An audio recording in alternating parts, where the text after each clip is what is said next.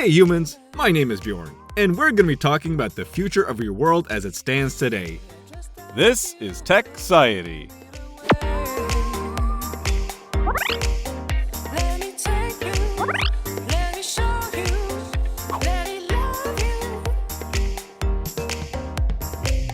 Your world is pretty fascinating to me.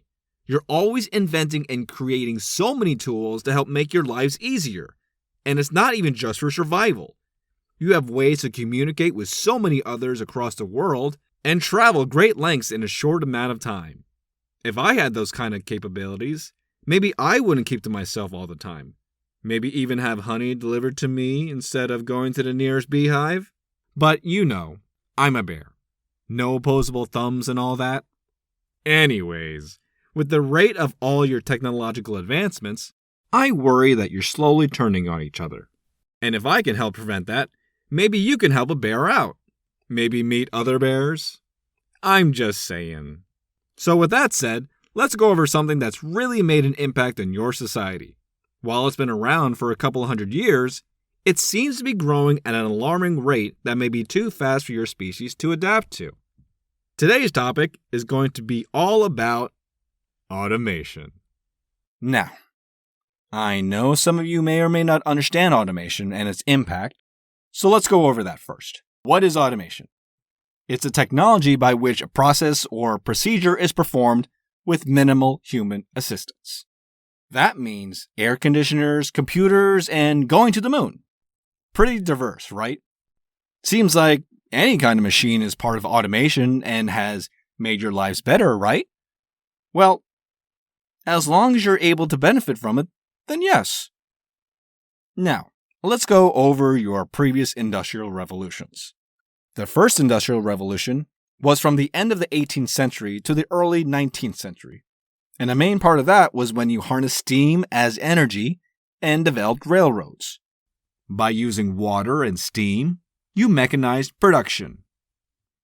The second industrial revolution was at the end of the 19th century, and you then harnessed electricity and gas and oil as energy. So then came cars, airplanes, and the telephone. And with this, you created mass production. The third industrial revolution came in the second half of the 20th century by harnessing nuclear energy and giving rise to electronics. By doing this, you use computers and information to automate production. So what then is the fourth industrial revolution? Well, some address it as the physical, digital, and biological areas of life converging together. Instead of technology being harnessed as something you use and changes you, it's integrated into your lives and bodies to effect change. Examples of these are autonomous cars, 3D printing, artificial intelligence, and bioprinting. Now, what happened in the previous industrial revolutions? Well, the rich got richer because they had access to the technology to harness it and use it for their own gain, but the poor and working class remained poor. Their lives did not improve, and working conditions were tough and dirty and dangerous. There were riots, and it took people a lot of time to adjust. There were jobs lost and jobs created. Now you might be thinking, it should be fine. We've been through 3 industrial revolutions before, so surely we can handle a 4th. To me, I think that's pretty naive. If I knew that a lot of low-skilled, repetitive jobs out there could be automated away, I'd say that's worrisome. If I knew that those machines could not only do those tasks, but also think for themselves, then I'd panic. I mean, what's left to do for work if I have to be better than a robot that can think on its own? So let's go over some industries that are being affected because this isn't something that will happen many years from now. It's happening right now. Are you a construction worker? Well, I hope you can get used to working with those guys over there. Google Duplex allows you to make calls and interact with people on the other end of the line. Imagine entire call centers helping customers with their internet or trying to sell products to them. How many call centers will need human callers at that point? Is there a small part of you that feels guilty for automating away the job that gave you your start in your career and is the job of a lot of your colleagues right now. Not at all. This lady, clearly no ethical remorse. Financial services like accounting and bank employees can be automated. In fact, they're spending more on automation than any other at $150 billion to displace roughly 200,000 jobs, according to Wells Fargo. Unfortunately, farmers can automate as well with robots that can analyze the ripeness of a fruit or vegetable and pickers for all sorts of crops. Maybe you just need to upkeep your grounds, so there goes the need for landscapers.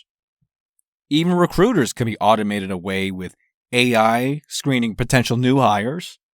And how many recruiters have you had to deal with that were rude or just plain ghosted you?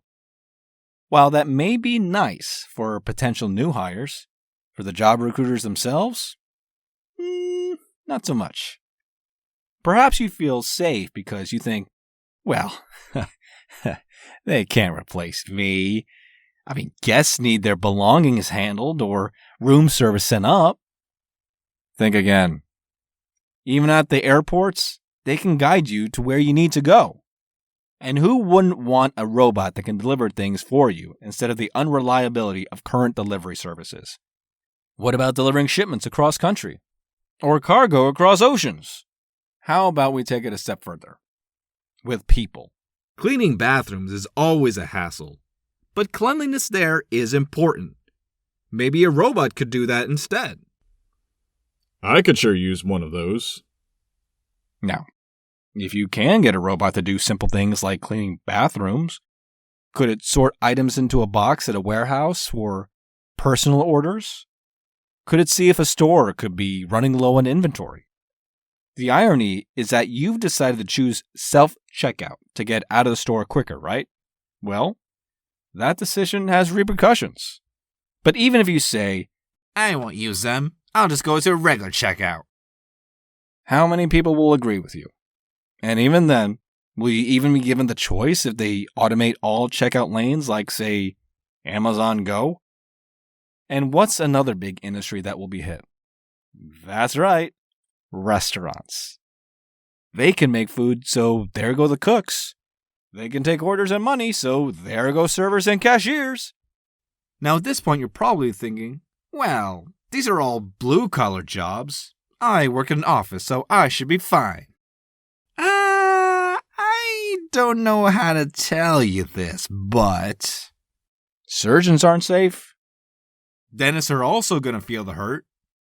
AI can detect cancer and run medical diagnoses better than humans. So that puts radiologists in a difficult situation. Lawyers can also be added to that list. Research scientists as well. Military and law enforcement would reduce the endangerment of lives, as long as it doesn't go RoboCop. So that begs the question of whether other physically demanding roles that would save lives would be automated away. Which brings me to Stuntman. I know you understand that they're the daredevils of the film industry, but if Disney can get robots for their attractions, wouldn't they and other companies in the entertainment industry utilize this technology as well? Which also brings me to actors and news anchors. Can you tell at a glance that these are not human? If they can make artificial humans say and do things, then that'll be the end of art expression. And it'll be fabricated stories with a narrative that fits certain people's agendas. Now that may be something that already happens. But these AI don't age. They don't die. Or have control over what they say and don't say. What then can you actually trust? Now the argument here is that yes, there definitely will be a lot of jobs that are in danger. But there will also be jobs that are not. And there are jobs that we don't know of that will be invented that we can't foresee. Can you? I mean, if you feel that there will be job creation from this technology, then you're right. But the real question is, will the amount of new jobs created be able to offset the ones that are automated away? And then what will happen to the people once working those automated jobs? Sure, they could try to retrain and go into a different field. But how easy will that transition be? Could a truck driver program and code? Would a bartender be able to engineer? how likely will a lawyer be able to do something creative that survives the automation onslaught? If the government, which nobody expects to work in the first place, can be 0 to 15% successful in retraining programs, how likely are the other 85% or more be prepared to survive? There are a lot of uncertainties right now. No one can predict the future. But if you think, If it ain't broke, don't fix it. well, it's broke. And I need you humans to think harder about how to fix it. So let's do it. Let's help each other think harder for our future and our kids' futures. So until next time, have a very nice day.